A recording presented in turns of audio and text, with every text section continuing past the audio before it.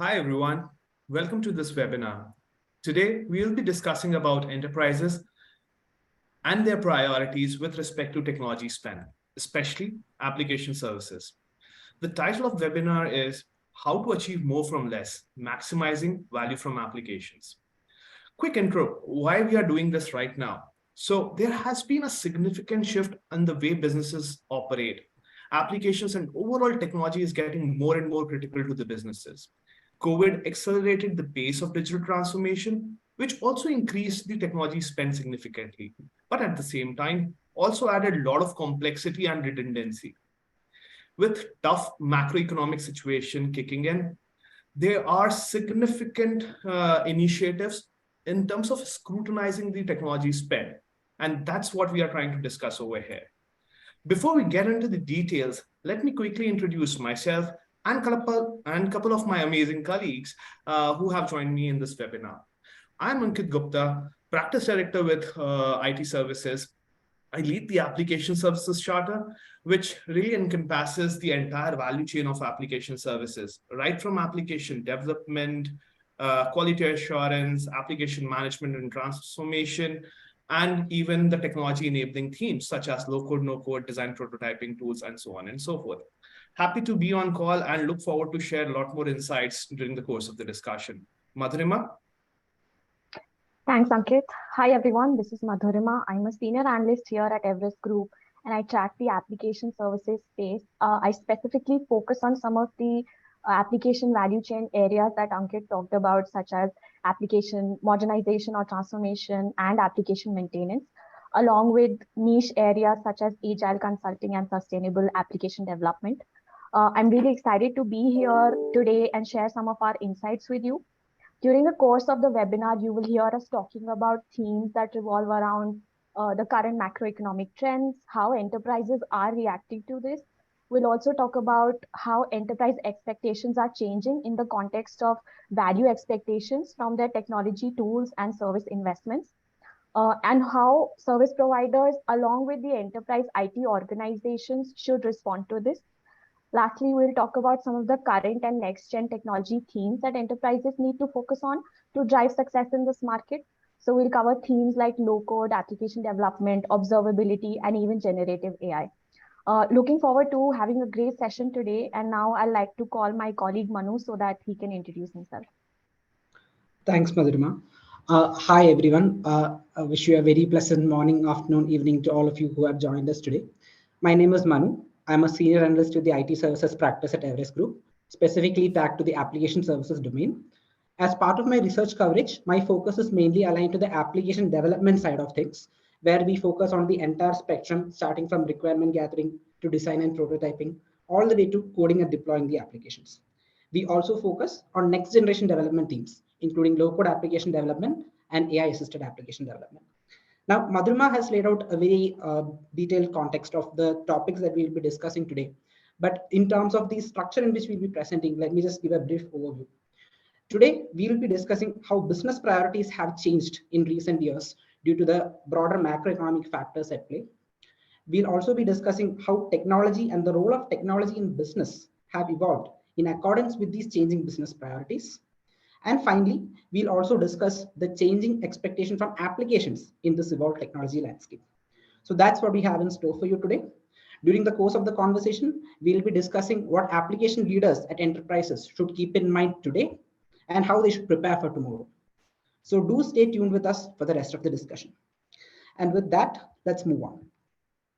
So what we have done is we have distilled all the insights that we have from these aforementioned themes into 5 fundamental messages that we want application services leaders to take away from today's session. Without further ado, let me take you through them one by one. The first one that we have is regarding the broader macroeconomic trends. We'll be starting the discussion on how the relationship between GDP and technology spend has evolved over the years. After that, we'll discuss around how the different macroeconomic trends are playing out in different geographies. Spoiler alert, Asia Pacific and Middle East are doing better compared to some of the other geographies like US and Europe. After that, we'll round out the section with a discussion on what are some of the demand themes that have set out Asia Pacific and Middle East and Africa in this particular context. And then our next our next statement will be an implication of this broader macroeconomic scenario, which is that the value realization from technology investments is increasingly being scrutinized.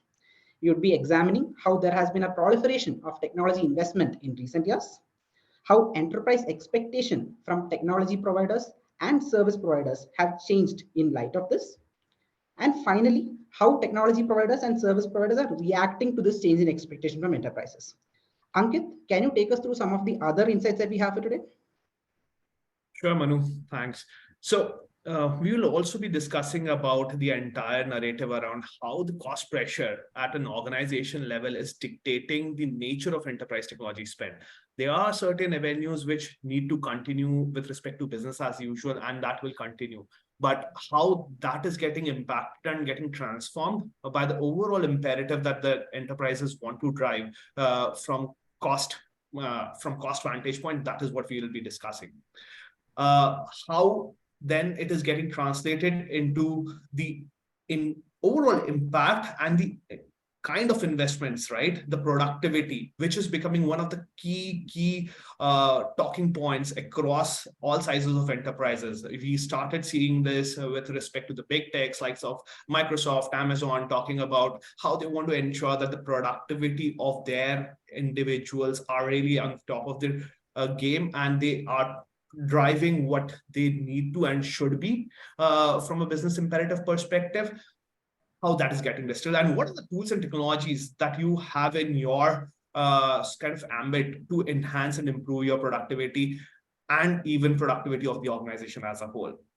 Then, as Manu was articulating earlier, right? So how should we even prepare for our future? That is one of the key imperatives. It's not just about tackling today's situation. It's about ensuring that, okay, fine, we'll pass this day, but what about tomorrow? And that's where we will talk about some of the forward-looking bets that enterprises are placing with respect to technology and beyond, with respect to what they want to achieve and are set to achieve in next 3 to 5 years, and so on and so forth. With that, let me open up a poll and a question for everyone who has joined the webinar. How do you expect your annual spend on application services to really change in the next 12 to 24 months? I know the current environment is relatively tough, but yes, there is a headroom, and we are talking about future-proofing our own organizations. And that's what this question really focuses on. So do you expect it to increase significantly? That is greater than 15%, increase slightly, that is 0 to 15%.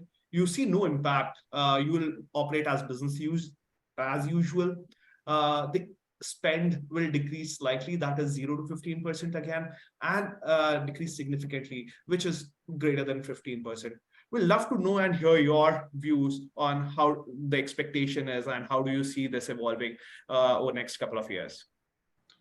Indeed, Ankit, it would be interesting to hear from the broader audience regarding how they expect their annual spend on application services to change. And while we wait for the poll results to come in, let's move on to our first message for today, which is regarding the broader macroeconomic scenario. Amid global economic turmoil, Asia Pacific and the Middle East and Africa are emerging as sweet spots. Now, over the past few years, we have faced a lot of global macroeconomic headwinds. First, we had to deal with the COVID-19 pandemic. After that, we had to deal with the Russia-Ukraine crisis. And of late, we have had to deal with the inflationary pressures and the subsequent fear of recession. Now, what we see is that the US and Europe are still reeling from a lot of these macroeconomic pressures. Very recently, we heard news about the Silicon Valley Bank collapsing and the ripple effect still being spread across US and Europe. But what we have also started to see is that there has been light at the end of the tunnel for Asia Pacific and Middle East and Africa. And why is that happening? It's happening because of a host of factors. One, the reopening of Chinese, Japanese economies. Two, there has been a significant easing of the commodity price pressure and the supply chain pressure. And also the domestic demand of markets like India and Indonesia. And finally, if we talk about the Middle East,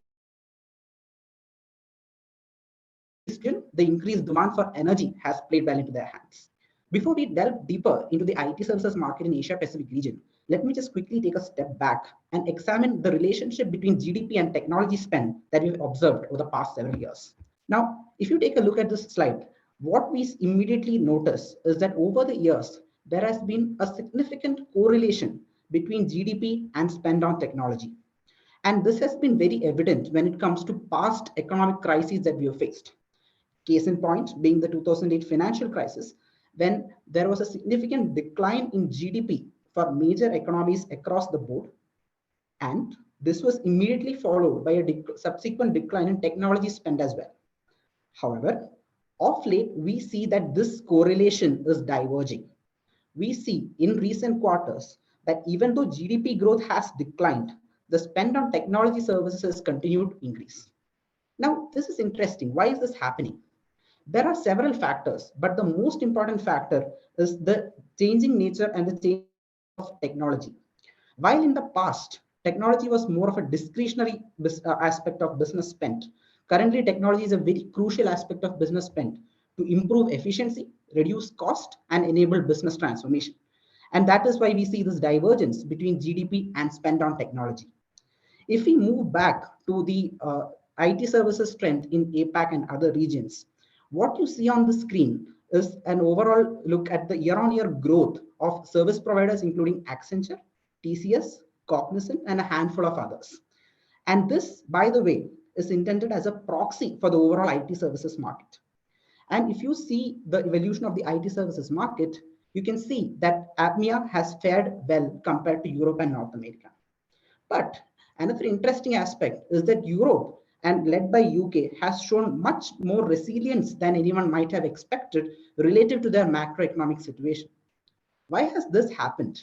When we dig down to it, there are again multiple factors that are associated with it. But if you have to just run through the top two or three, one of them is regarding the focus on sustainability that has been necessitated by the energy crisis, the focus on regionalization of supply chains that has been necessitated by the Russia-Ukraine crisis, and also there has been an increased focus on digital payments. These are some of the reasons why Europe has shown much more resilience than people might have expected. However, at the same time, getting back to the point that APMEA or Asia Pacific and Middle East has fared much better compared to both the other regions. Madhurima, can you take us quickly through some of the spend themes that have helped APMEA fare better compared to Europe and North America? Definitely, Manu. We're seeing this trend getting reflected across the demand themes that are coming in from the enterprises based in the APMEA region. Like you said, because APMEA has shown this sort of resilience to the ongoing macroeconomic uncertainty, enterprises are still continuing their focus on some of the higher order spend themes, which include themes like moving to cloud, customer experience-based transformation, and hyper-personalization initiatives. Let me take some time and understand what each of these demand themes mean. The first demand theme that we have here is cloud migration and modernization. So if you look at APMEA and APAC in particular, right, the digital maturity of this market is still less as compared to its counterparts in North America and Europe. It is a lower maturity market, and hence there is still potential for cloud-led modernization and migration, which is especially coming in from demand from the small and mid-sized enterprises, along with the large enterprises who want to scale up their existing cloud initiatives. And within cloud also, some of the main problem statements that enterprises have today are, how can I drive more value from my cloud investments?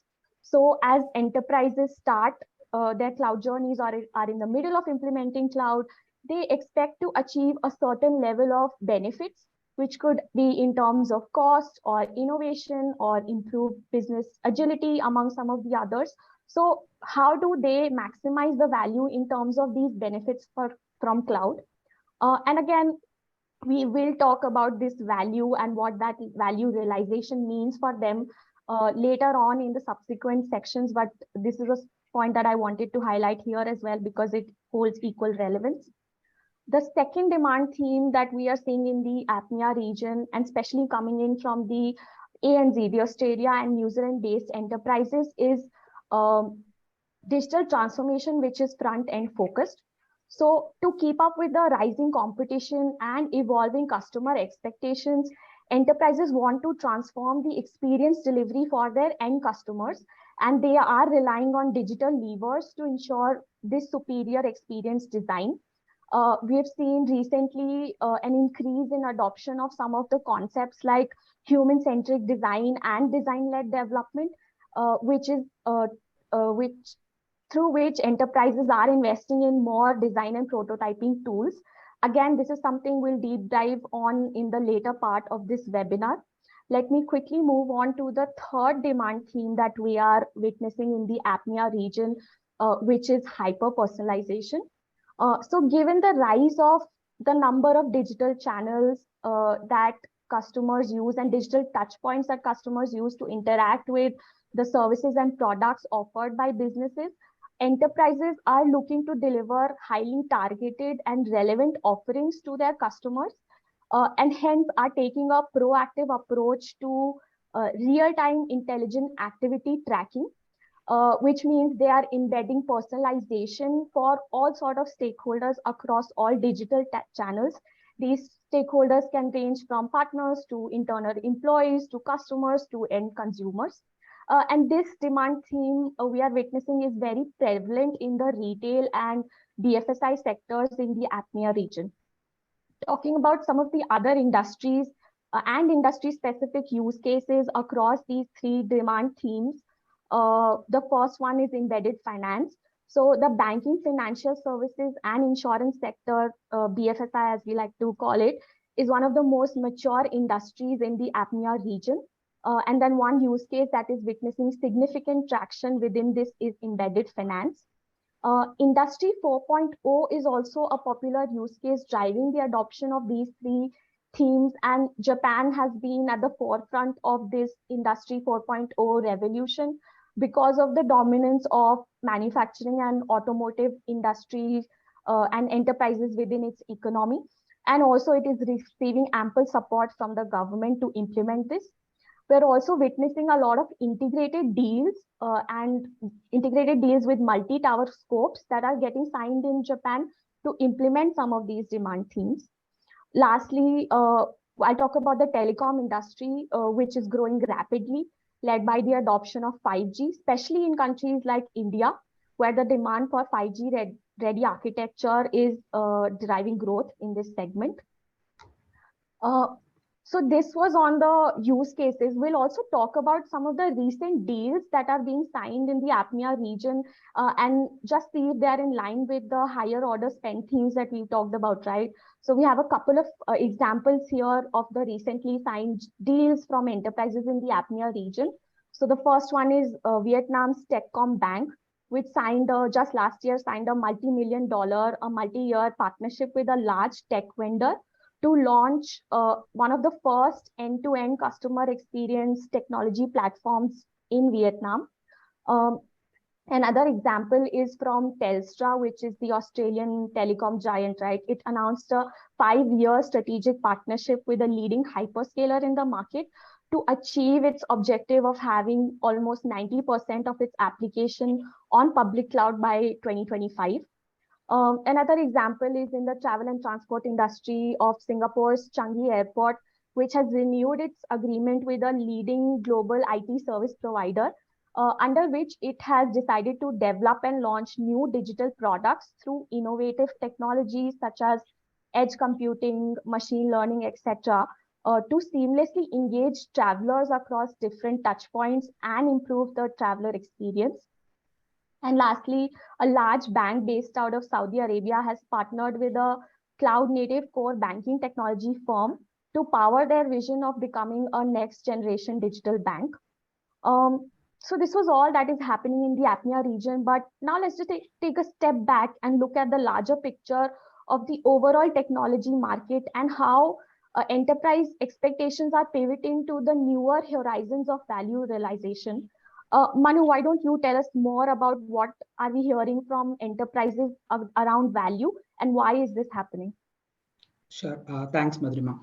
So before we move on to the focus, that increased focus that is there on the value realization from technology investments, it is important to understand how we got here in the first place. There has been a proliferation of technology initiatives in recent years due to a host of reasons. The most important of them, of course, being the COVID-19 pandemic, which necessitated the digitalization of many businesses in a very accelerated time frame. Other than that, we have also had an acute talent crunch to deal with, because of which there has been the increased adoption of automation solutions, such as low-code, no-code platforms. Other than these, we've also had to deal with other aspects, such as the need for rapid business development. So, for example, we've had to deal with changing business models, because of which the improved responsiveness to business has been a significant focus. And finally, we've also had to deal with an imperative for improved customer experience, because of the increase in number of digital touch points which the modern customer has. Now, because of all these reasons, there has been a rapid proliferation of technology investments in the last few years. But what has happened at the end of these technology investments? More than 70% of these digital transformation initiatives that were carried out during COVID have failed to realize their intended objectives. Yes, I have moved all my applications to cloud. Yes, I have refactored my applications into a modularized microservices-based architecture. Yes, I've invested in all the latest technologies and tools as part of my enterprise technology stack. But has any of it led to an increase in business revenue? Has it led to a reduction in cost? Has it led to a meaningful enhancement in customer experience? These are some of the tough questions that the technology spent in recent years has failed to answer. Which brings us to today, when the scrutiny has increased much more on the value that has been realized from these technology initiatives. The focus is no longer just on the mandate of digital transformation, but on the value that is realized from these digital transformation initiatives, which is what you will see as been told to us from a CTO of a leading telecom company. Yes, they have the budget for investment in workplace transformation, but budget is not the problem. As we discussed earlier, technology spend is no longer as discretionary as it used to be. But the ROI on investments has been disappointing, and that is why they expect to have much more scrutiny on the ROI of these investments going forward. So, Madhurima, this is what we have seen broadly from the investment in technology tools and services side of things, how the expectations of enterprises have changed. Can you just shed somewhat more light on the services side of things, how things are evolving? Sure, Manu. I completely agree with your point. This is something that the same sentiment we are witnessing on the services side also. So enterprises are not satisfied with the level of value addition that their service providers are bringing to the table. This is pretty evident from one of our recent studies. We publish this report every year, which is the Enterprise Pulse report, that provides an aggregated view of how enterprises perceive the capabilities of their service providers. And what you see on the slide, there are some of the findings of the report from this year.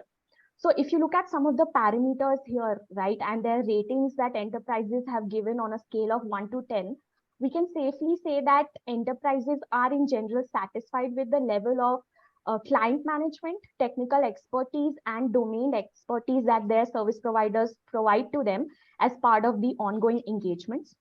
Almost all parameters have been rated on an average rank of 8 or above.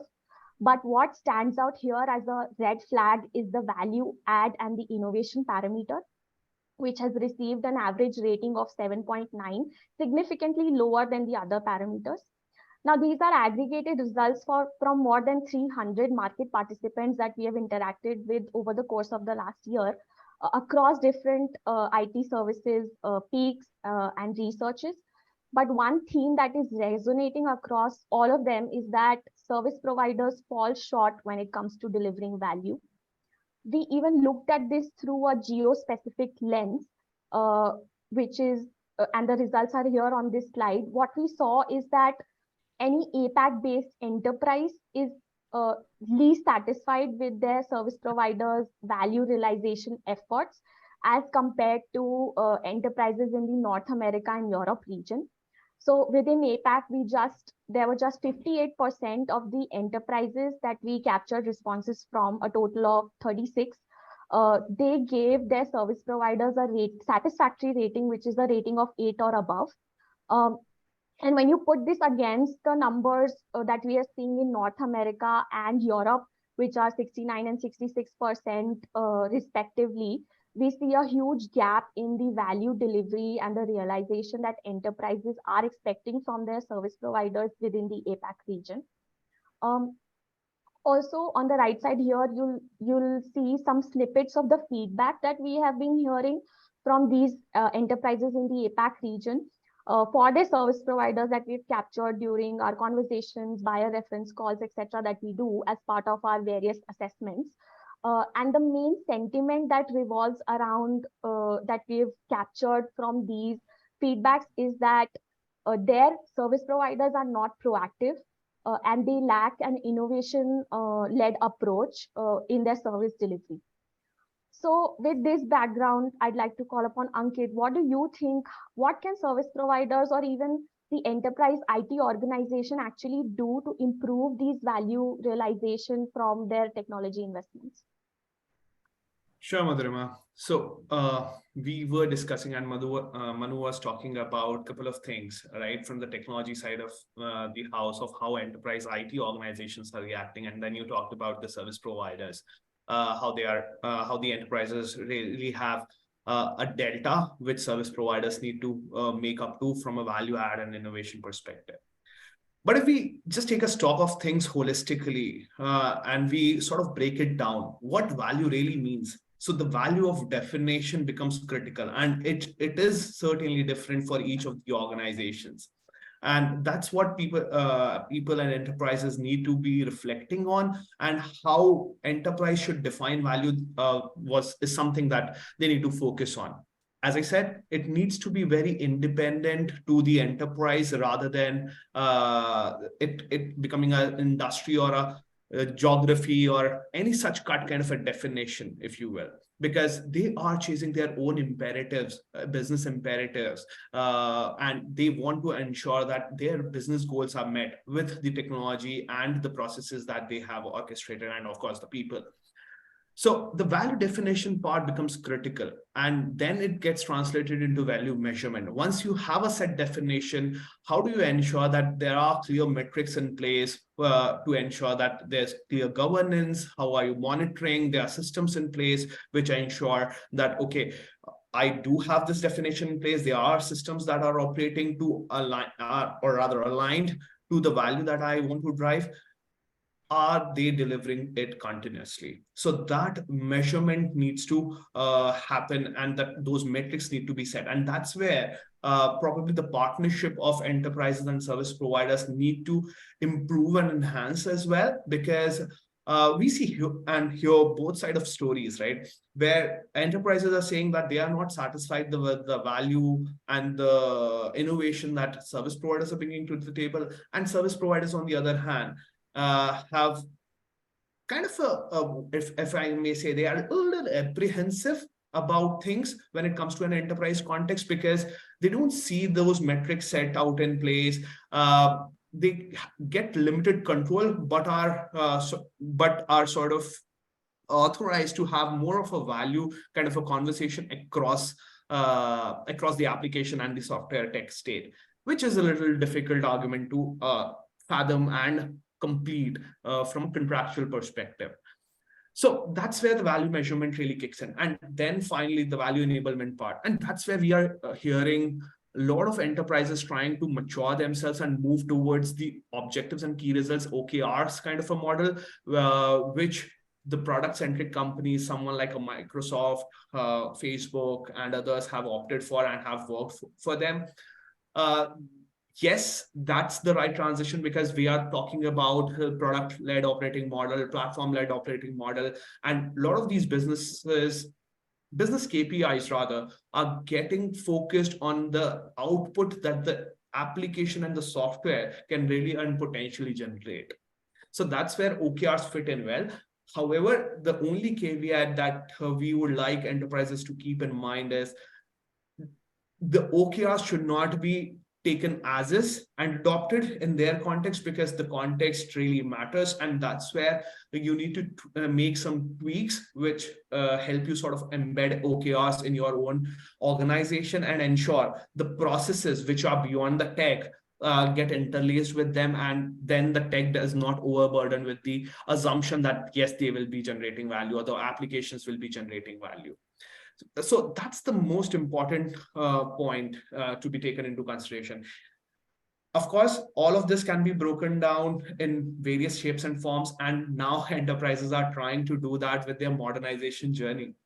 Manu, I know you have been working with enterprises in understanding as well how they should be going ahead with their business transformation mandates. Can you illustrate with this an example and then probably talk about some of the to-dos and not to-dos for the enterprises? Sure. Thanks, Ankit. Now, one of the key implications of the whole conversation around value that we have been having till now, which we are seeing reflecting in enterprise reaction, is how they approach transformation initiatives, right? Let's take the example of the instance that we see on screen. Suppose a particular enterprise wants to modernize its core systems to move to a cloud-enabled modern architecture. Now, in the past, the approach to this engagement was very straightforward, right? Most of the times you call for the big service provider, you float a very large RFP, and the entire scope of the engagement is typically preferred to be outsourced to a single service provider who can handhold you and help walk you through the entire gamut of the process, right? But as we have seen, a lot of these initiatives fail to realize value, especially in recent years. So there is a shift in mindset in how enterprises are approaching transformation initiatives. Now the mindset is, okay, let me not embark upon one single transformation marathon. Let me break it down into multiple efficiency and growth sprints. Instead of modernizing my core systems in one go, let me start off by, say, infusing automation in my customer onboarding processes.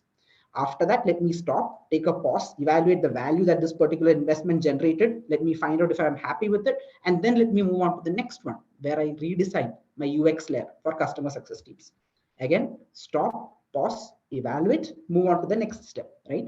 So this whole angle of approaching the whole transformation marathon from instead of a one big bang journey, breaking it down into multiple efficiency and growth sprints. This particular shift in mindset is what has resulted from the whole value focused mindset that enterprises have been having. Now, if we move on to how technology providers have been responding to this shift in mindset from enterprises. Now, till now, just to take a quick recap, we have seen how the expectations from enterprises have changed. We have seen how service providers have reacted. We have seen how enterprise approach to transformation initiatives have changed. But how have technology providers seen their role in this whole space, and how are they responding to this change in imperative from enterprises? We are seeing multiple innovative ways in which technology providers are responding to this shift in mindset. One, the providers are developing new solutions such as value calculators to estimate and benchmark the business value that their technology offerings have achieved. Now, what is the context of this? On an average, it is estimated that a global 2000 enterprise uses more than 150 SaaS tools. As might be expected, the value realized from most of these investments is very unclear. So there is a very significant crowding of technology platforms and tools that is happening, and it's very difficult for a particular technology provider to stand out and demonstrate the value that they provide amidst this set of other platforms and options that are available. Because of that, platforms like ServiceNow and SAP are taking the lead in developing solutions as part of their offerings, which help calculate the value or the financial impact that their platforms generate. And this is becoming a significant part of the value proposition of any technology platform. Another important trend that we are seeing emerge is the emergence of new job titles such as business value director, which are emerging to define and communicate the financial impact of adopting technology platforms. Now, if we look at the mandate of a business value director, we will see that there are a lot of similarities with a traditional customer success manager in order to work with the client and ensure that they are reaping the right benefits from the use of the platform, etc., etc. But the shift in mindset is mainly around quantifiable value demonstration. Yes, your platform is there in my ecosystem. Yes, it's delivering benefits, but can you prove it? Can you give me a number in terms of what your platform is achieving? That shift in mindset is leading to the emergence of new job titles as well, such as business value director. So these are some of the aspects that we are seeing from the value side of things. The next insight that we have for today is the change in the imperative that is driving enterprise technology spend. Specifically, we are seeing that cost pressure is dictating the fundamental nature of enterprise technology spend. Madhurima, can you shed more light on this particular aspect? Yeah, sure, Manu. You're absolutely right. Cost pressure is a key decision-making parameter when it comes to enterprise spending, especially on technologies. Like we've set the context at the beginning of the webinar, the whole just after the pandemic, the global economy has been through a series of unexpected and hugely impactful disruptions.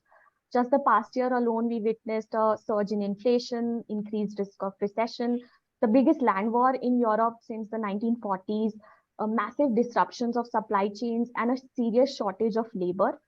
All of this bundled up together has led to an increased pressure on enterprises, especially when it comes to managing their cost, and in turn is affecting their technology spends. We even saw an increase in the bill rates from service providers, which got passed on to the enterprises, and they had to fit this in within their budgetary constraints, leading to a reevaluation of their IT spends. In the backdrop of all of this, enterprise priorities have also shifted. This is evident from one of our key issues survey that we conducted with more than 200 enterprises. And we do that every year to understand how going into a new year, how enterprises issues and preferences change. So if you look at the key business challenge that enterprises expect for the year 2023, it is price and cost pressures, which has been bumped up from a rank of 2 that it held last year in 2022 to the first rank now. Last year, enterprises' major concern was talent and skill shortage, as expected since it was the year of the Great Resignation. This has now moved down to the third position, and the top of the mind challenge for enterprises now is cost pressure. And given that the economic slowdown that we're talking about, right? Enterprises are placing great importance on cost optimization, and this is reflected in their IT decisions also. So, Manu, can you tell us about how enterprises are reacting differently to this pressure that we're talking about? Indeed, Madhurima. So just to provide a quick recap, right? One of the aspects we touched upon in the last section is how the enterprise approach to transformation initiatives is changing in light of the current macroeconomic scenario. What about their approach to maintenance initiatives or run the business initiatives? How is that changing in the current macroeconomic scenario? So what we have seen from our interactions is that an enterprise response to this cost pressure depends on the maturity of its outsourcing practice. Now, what do we mean by that? We have identified three categories of enterprises depending on the maturity of their outsourcing practice. On one side of the spectrum, we have the explorers, which are enterprises that have mostly leveraged their in-house IT service capabilities to date. But now, because of the increased cost pressures, they are coming to the table in terms of outsourcing. They are exploring possibilities of finding other service providers to leverage cost benefits, etc., etc. And that is one side of the spectrum. Then we have enthusiasts, which are enterprises which have embarked on outsourcing in the past. They have outsourced parts of their portfolio, but they're yet to develop a streamlined strategy. Now, the way forward for them is a bit straightforward. They would be looking to consolidate their vendor portfolio to derive synergies from the consolidation of service providers, the rationalization of service providers, and the corresponding decrease in cost. Finally, we have enterprises which we have categorized as experts that have exhausted conventional cost-saving levers such as automation and vendor consolidation. Now, just to be clear, this does not mean by any stretch that they have explored all possible automation or all possible vendor consolidation, but they are at a fairly advanced level compared to their peers in explorers and enthusiasts. Now, the interesting question is, what will these experts do? Okay, fine, explorers can venture into outsourcing for the first time. Enthusiasts can consolidate their vendor portfolio. What is a path forward for experts? How can they survive in this particular macroeconomic scenario? How can they take their initiatives forward? So what we believe is that these experts would need to use next generation levers to drive a higher level of productivity. Now, what are some of the next generation levers that we are talking about that these expert enterprises need to deploy to drive a higher level of productivity? In today's session, we'll be covering three of them. And let me take you through them one by one. The first one is operating model transformation. Now, traditionally, IT service engagements have been carried out predominantly in a project-based operating model. You identify a requirement, you draw in a common set of resources from a common pool, and after that requirement is satisfied, they go back to that common pool. But now, in the current scenario, it's very inefficient for this model because the need for time, the accelerated time to market and domain expertise is higher than ever. So what enterprises need to do is pivot from this project-based operating model to a platform-based operating model by consolidating IT systems into platforms, basically moving away from silos based on a modular architecture that enhances their plug-and-play capabilities. The second next generation lever that these expert enterprises can deploy to drive a higher level of productivity is technology first delivery. Now, again, traditionally, if you think of IT service delivery, it has been predominantly carried out in a people first delivery model. You identify a particular requirement. One of the first questions that you try to answer is, how many resources do I need? Do I need 3 developers, 4 architects, 5 business analysts, 6 designers? That is the primary approach that was taken to IT service delivery. But now we need to shift from that people first delivery mindset to a technology first delivery mindset, backed by enablers such as hyperautomation, analytics, and AI, which can help accelerate time to market and drive superior customer experience. And finally, expert enterprises can also move to a more business aligned approach. Traditionally, IT service delivery has been governed by IT KPIs, such as what is the amount of percentage of uptime that you're providing, what is the ticket resolution time that you're able to offer, what is the latency that is on offer. However, as we have seen, while these IT SLAs might have been successfully met, that does not map directly to business outcomes. So therefore, there's an increased focus on business KPIs as the target outcomes of IT service delivery engagements to ensure that there is a better alignment with business needs. Now, this conversation on productivity takes us neatly to the next insight that we have, which is how productivity improvement is emerging as a top priority in 2023. Madhurima, can you take us through this? Yeah, sure, Manu. So, as we established in the previous section that cost pressure is dictating enterprise spending, what that means is enterprises now want to do more with less. And hence, the conversation is now shifting to how can they drive more productivity with the existing investments that they have at hand. And hence, we observe that productivity improvement has resurfaced as one of the top 3 focus areas for enterprises after it had taken a backseat since 2022. Over the course of the next few slides, we will look at some of the ways in which enterprises can target to drive this productivity. What are the technology themes that they can look at? But before that, I want to quickly talk about what is happening currently in the market and what stance our global enterprise leaders are taking when it comes to the productivity of their employees. So some of the examples that we have here on this slide talk about how Volkswagen has already declared 2023 to be a year of productivity for them. And they want to cope up with the rising competition and supply chain pressures by improving their output. Companies like Google and Meta, which are seeing reductions in their workforce, are the ones that are also amplifying this conversation on employee productivity the most.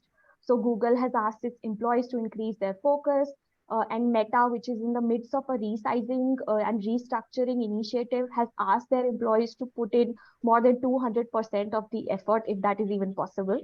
And then there is that evergreen debate of productivity levels and what they look like in a hybrid work environment. According to one of Microsoft's report on work trends, 91% of Indian leaders have called out that they find it hard to believe that their employees are productive in a hybrid setup.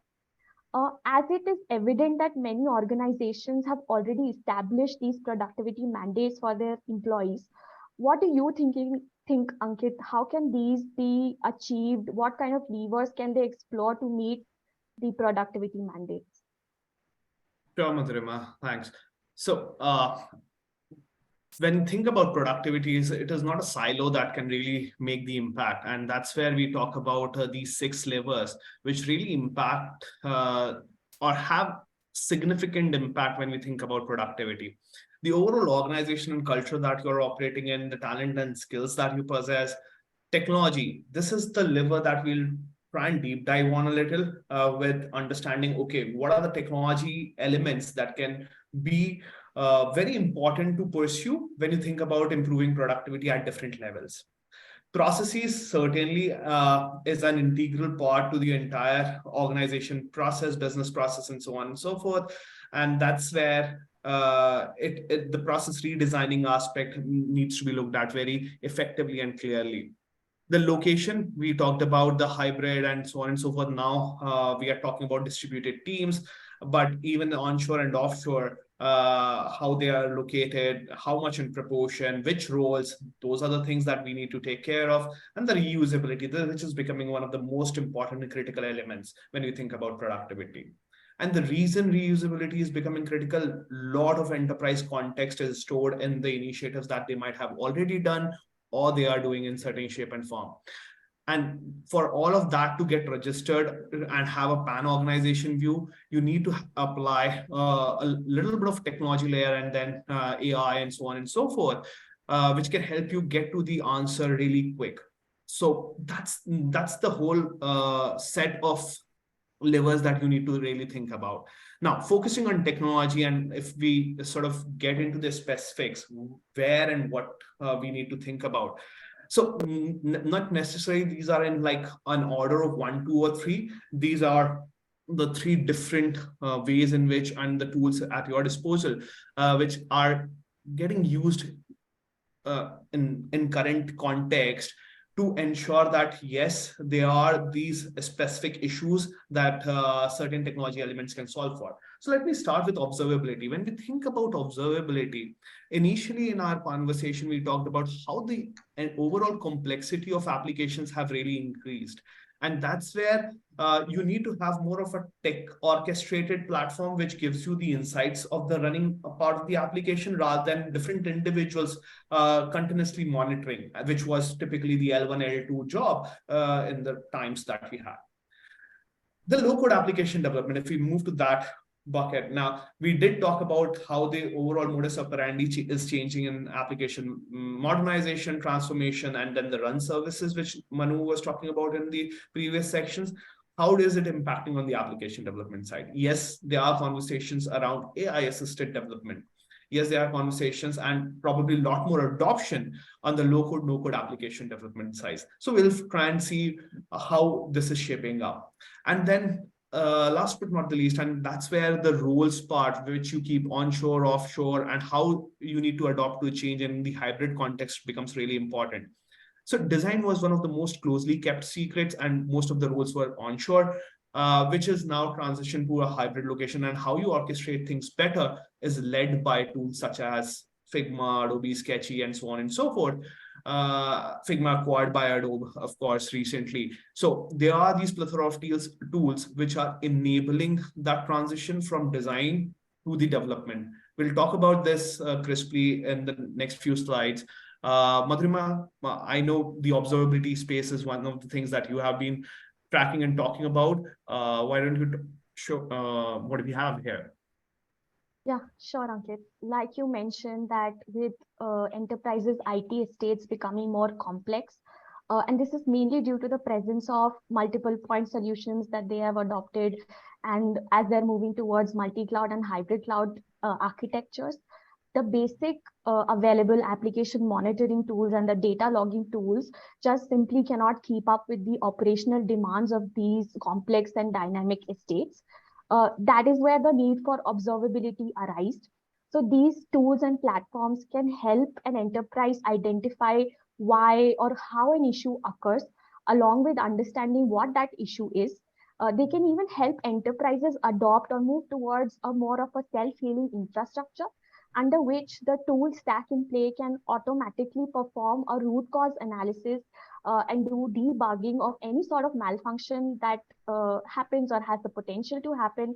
It even provides proactive monitoring support to enterprises, hence making the systems more resilient, minimizing human effort, and all of this leads to increased productivity.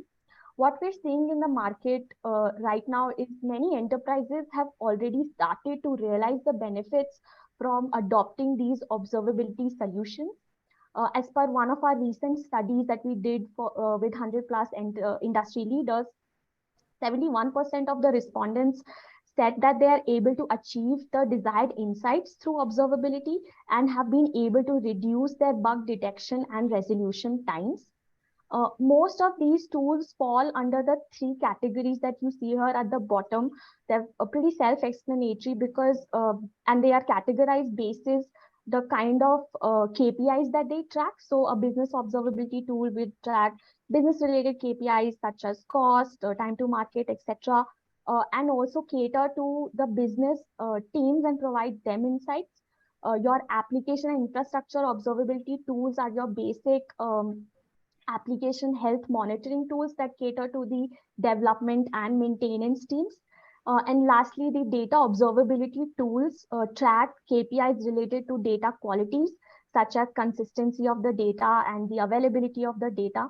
So any enterprise embarking upon their observability journey can keep these three categories in mind and evaluate the present vendors within these three categories. Now, I'd like to call Manu, who closely tracks the low-code space. Manu, why don't you talk about this technology lever? Sure. Thanks, Madhurima. So enterprises are increasingly exploring the potential of low-code platforms for their application requirements. Now, low-code platforms did not come into prominence, very recently. They have been around for very long, right? They have been around since before the pandemic. But COVID is what brought them into sharp focus, and for a good reason. There are a number of benefits that low-code platforms bring to the table. Among the more obvious ones are accelerated digital transformation that it enables, increased responsiveness to business needs, right? Both of these basically due to the faster development time that it offers. But there are a few other understated benefits that low-code platforms provide as well. For example, reducing the dependency on hard-to-hire technical skills.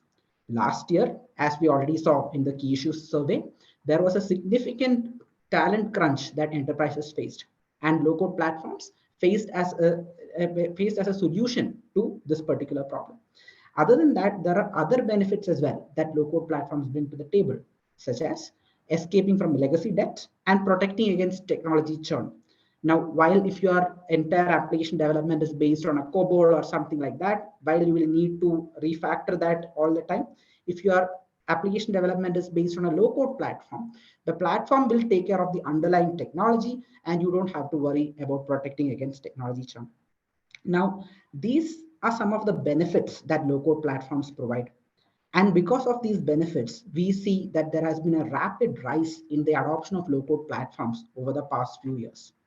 And we expect this trend to continue over the next several years as well, until maybe 5-6 years down the line, low-code platforms become a very common part of an enterprise technology stack, somewhat similar to what happened to cloud, say a decade ago or something like that. So, but one important implication that enterprises need to keep in mind that has happened as a result of this rapid growth in low-code that you have seen here is the corresponding proliferation in the number of platforms.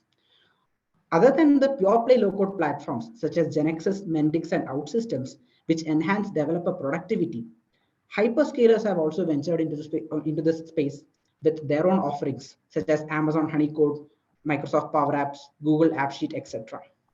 To top things off with that, workflow management platforms such as Appian and Pega have enhanced their application development capabilities and brought themselves into the equation as well. And finally, traditional enterprise SaaS platforms such as Salesforce, ServiceNow, and Oracle have also increased the customization capabilities on top of their platform and enabled a low-code offering in addition to their traditional SaaS offering. So enterprises need to keep in mind this proliferation of low-code platforms that are available in the market.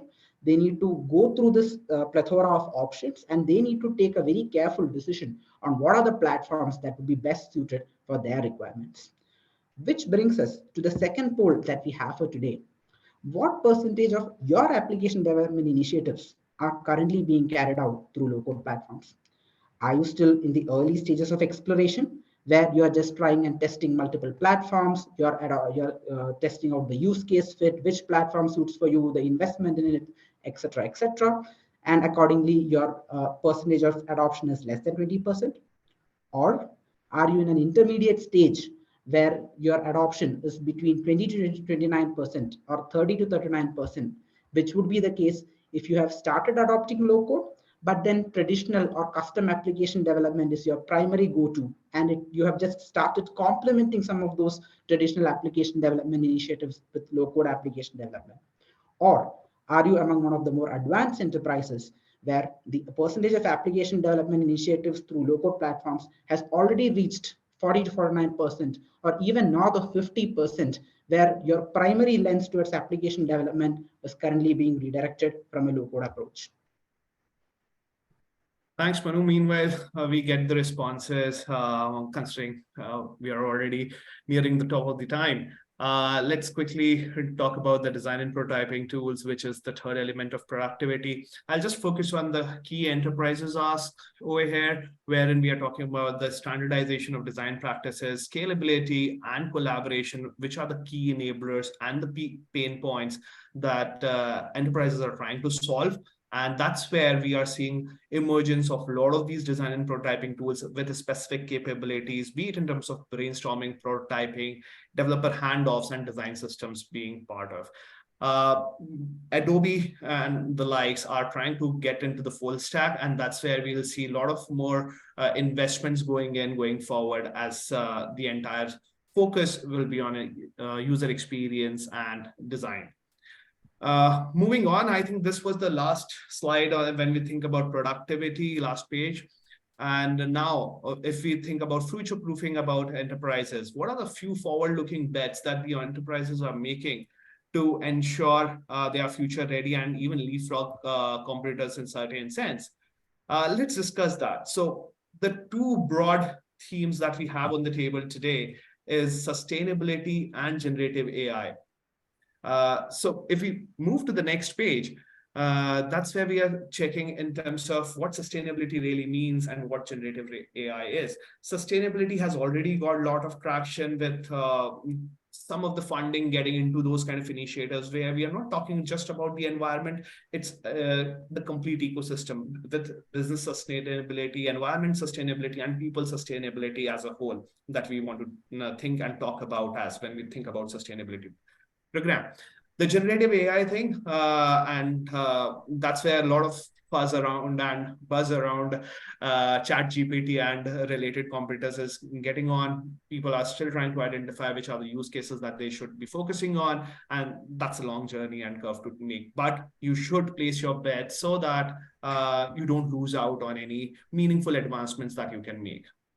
So that's we have here, and probably Madhu and Manu can cover the specifics on these two in the next couple of slides. Yeah, sure, Ankit. Like you said, sustainability is gaining traction, with it now becoming a strategic decision lever for enterprises to achieve impactful environmental and social results. What's important to note here is what will be the role of technology as enterprises look to achieve some of their sustainability objectives. There are two ways to look at it. Technology can be used to develop new solutions or even buy net new solutions that can help meet some of those sustainability imperatives, such as tracking your carbon footprint through carbon footprint calculator apps, or even using technologies like cloud computing, predictive maintenance, etc., to reduce your emission levels. On the other side, we have what we call purpose in technology, which means we are essentially embedding the key green IT principles within technology execution itself.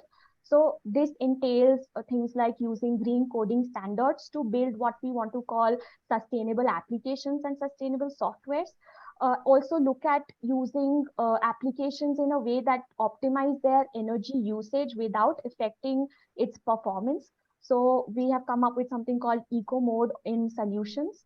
And also overall, apart from the environmental aspect, look at the people aspect and designing applications so that they are accessible for all. Manu, why don't you talk about the last next gen theme that we have, which is generative AI? Sure. Thanks, Madhurima. And any conversation on generative AI these days risks spinning off into a number of tangents, right? Whether it be about the job loss, whether we should be concerned about that, whether we should be concerned about the extent of advancements that AI has achieved, whether we should be concerned about how IT service delivery is going to change, etc., etc. But for the purposes of today's discussion, we'll keep the focus firmly on how generative AI will impact key processes in the application lifecycle. Now, some of the core capabilities of generative AI, such as content generation, summarization, and analysis, will each have their own impact on different stages of the application lifecycle. First, if you take a look at content generation, the ability of generative AI to generate different kinds of data, including text, images, code, and audio, will have a meaningful impact on, especially on code generation, which is an area that AI has not significantly impacted compared to some of the other areas in application development till now, such as testing, maintenance, etc. If we think about application prototype design, platforms such as DALI can have a significant impact there as a generative AI design platform. We also have the capabilities with respect to content summarization, where generative AI can generate. Manu, can we move on to the closure of the icon? If you can summarize, because we are already at the top of the hour, please. Sure.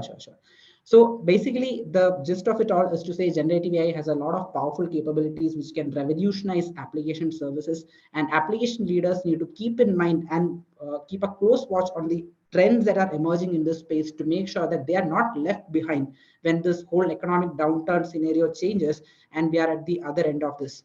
So that is the key message that we have for application leaders today. Perfect. I think that was the wrap in terms of the content that we had. Of course, we will be more than happy to talk. We had to sort of rush towards the end, but I think the broader message is there is this value understanding that enterprises need to develop and that they are chasing for.